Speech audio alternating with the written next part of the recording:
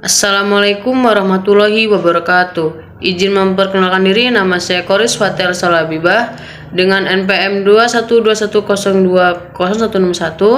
Saya dari jurusan Hukum Tata Negara. Di sini saya akan memenuhi tugas presentasi yaitu mata kuliah Filsafat Hukum Islam dengan dosen pengampu Bapak Hervin Yogi Pradikta MHI. Baik, di sini saya akan menjelaskan materi tentang sumber hukum Islam. Yang pertama ada Al-Quran. Al-Quran berkedudukan sebagai sumber pertama dan utama dalam hukum Islam. Kedudukan ini mengharuskan umat Islam memahami pesan-pesan yang dikandungnya untuk dilaksanakan dalam kehidupan. Hal tersebut juga diperlukan sebagai upaya mengatur perilaku manusia, baik yang berhubungan dengan manusia ataupun makhluk yang lainnya secara horizontal. Demikian pula seluruh persoalan yang berkaitan dengan hukum, meski dicari jawabannya terlebih dahulu dari petunjuk yang terkandung di dalam Al-Quran. Kemaslahan hidup manusia di dunia dan di akhirat diyakini dapat diperoleh jika manusia melandaskan pada perilaku hidup mereka pada petunjuk Al-Quran. Argumentasi yang menyatakan bahwa Al-Quran sebagai sumber dan dalil pertama dan utama ditemukan dalam penjelasan Al-Quran sendiri pada sejumlah ayatnya. Lebih dari 30 kali ditemukan perintah mematuhi Allah dalam Al-Quran. Bahkan meninggalkan aturan yang disebutkan Al-Quran membawa akibat meningkatnya kejahatan yang dilakukan manusia. Al-Quran secara redaksional dan makna yang dikandungnya bersifat qot'i al-wujud. Maksudnya adalah lafaz Al-Quran dan pesan yang dikandungnya terjamin keautentikan dan otoritas kebenarannya. Keautentikan itu terjamin karena transformasi periwayatannya secara keseluruhan mencapai tingkat mutawatir. Selain itu, jaminan keaslian Al-Quran mendapat intervensi langsung dari pemiliknya, Allah Subhanahu wa Ta'ala. Lalu selanjutnya ada Al-Sunnah. Pada uraian sebelumnya telah dijelaskan bahwa Al-Quran sebagai sumber utama dan yang paling utama dari hukum Islam yang bersifat global yang membutuhkan penjelasan secara operasional. Nabi Muhammad SAW sebagai penyampai ajaran Al-Quran diberi otoritas oleh Tuhan untuk menjelaskan lebih lanjut apa yang telah diwahyukan kepadanya.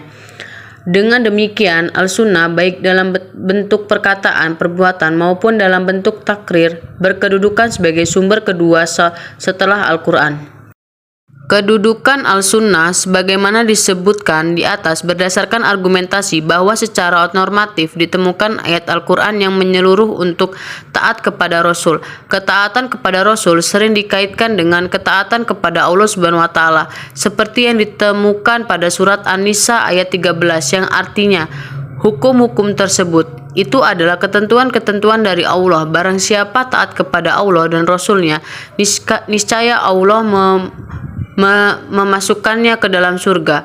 Al-Quran sehingga menetapkan beriman kepada Rasul sama dengan kewajiban beriman kepada Allah Subhanahu wa Ta'ala.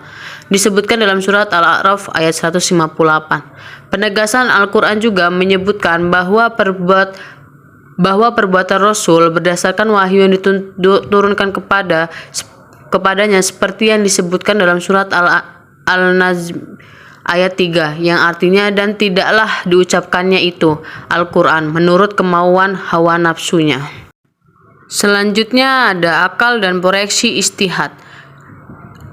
Pengertian akal. Aksi menurut Al-Quran, lebih khususnya menurut pengertian pra-Islam, yaitu bahwa memerhatikan alam sekitarnya dengan otak, yang dimana otak adalah organ tubuh akal. Artinya, akal itu sendiri terdapat di dalam otak seseorang yang digunakan untuk berpikir, dan berdasarkan pemikiran itu, maka lahirlah sesuatu ide atau gagasan mengenai suatu masalah yang dipikirkan. Sebagaimana telah kita ketahui bahwa Allah Subhanahu wa Ta'ala menciptakan manusia berbeda berdasarkan akalnya dengan makhluk hidup lainnya seperti hewan dan tumbuhan. Berdasarkan perspektif Islam, peran akan dibagi dua, yaitu yang pertama ada memahami nilai-nilai ajaran agama. Apabila ada doktrin yang kurang jelas, akal akan merumuskan pelaksanaannya. Adapun ketika sebuah doktrin agama memiliki nilai-nilai sosial, akal bertugas menerjemahkan dalam konteks kehidupan kekinian, bukan untuk mengubah doktrin, melainkan menemukan pelaksanaan doktrin. Yang kedua yaitu ada akal bertugas memilih dan menyeleksi doktrin agama. Terkadang ada doktrin agama yang temporer atau madaniyah dan doktrin agama yang selalu kontemporer atau makiyah.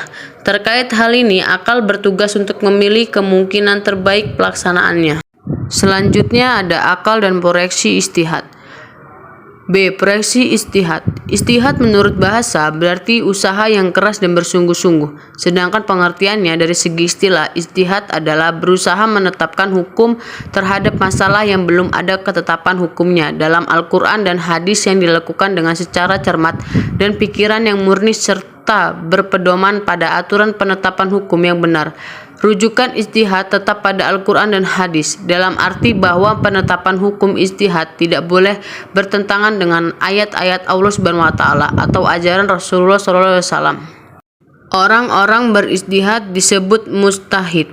Antara mujtahid yang satu dengan mujtahid yang lainnya dalam menetapkan perkara yang belum ada ketentuannya. Hukumnya dalam Al-Quran mungkin akan berbeda dalam memberikan penetapan hukum. Ada pendapat yang satu benar dan yang lainnya menjadi salah. Hal ini akan menjadi penilaian yang memengaruhi hukum. Ijtihad menjadi sumber hukum Islam. Yang ketiga, boleh dilakukan oleh siapa saja yang memiliki persyaratan minimal seperti memahami mafhum ayat atau hadis, memiliki menguasai ilmu alat seperti nahwu syarab, mengetahui latar belakang suatu ayat atau hadir, luas pemahamannya terhadap pengetahuan Islam, memiliki loyalitas yang tinggi terhadap agama, dan lain-lain. Ijtihad diterapkan dengan beberapa cara, antara lain ijma dan qiyas. Ijma adalah kesepakatan para mujtahid pada suatu masa setelah Rasulullah wafat terhadap suatu masalah.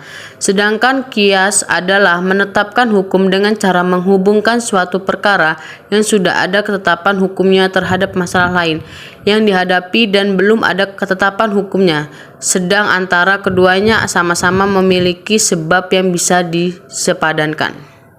Sekian presentasi dari saya, kurang lebihnya saya mohon maaf. Terima kasih. Wassalamualaikum warahmatullahi wabarakatuh.